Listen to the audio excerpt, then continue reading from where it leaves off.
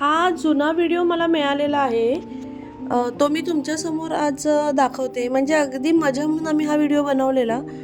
पण आज बसल्या-बसल्या मला आठवलं, की हा जो व्हिडिओ आहे, हा बनवला तर खरा, पण ह्याच्यामागे काही कारण होतं. ते कारण असं, की माझा मुलगा हा 7 वर्षाचा आहे, सेकंड स्टँडर्डला आहे आणि मी आजारातून जस्ट उठलेली होती, त्याच्यामुळे माझा अवतार असा आहे. पण त्या माझ्या मुलाने मला सकाळी येऊन सांगितलं, की "आई, आज आम्हाला देवीचं चित्र काढून मागितलेलं आहे, नवरात्र संपत आले त्यामुळे." तर मी हा विचार केला, की चला मी काढून देते.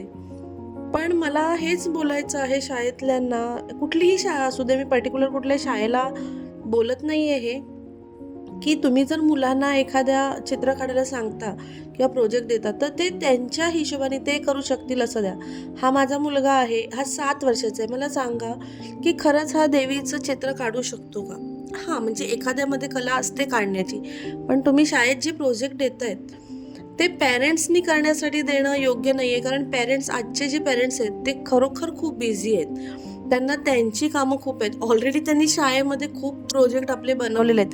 त्यावेळी त्यांचे पॅरेंट्स त्यांना प्रोजेक्ट बनवून द्यायचे नाहीत. पण आज अशी वेळ आहे, की आम्हाला प्रोजेक्ट बनवून द्यावं लागतंय.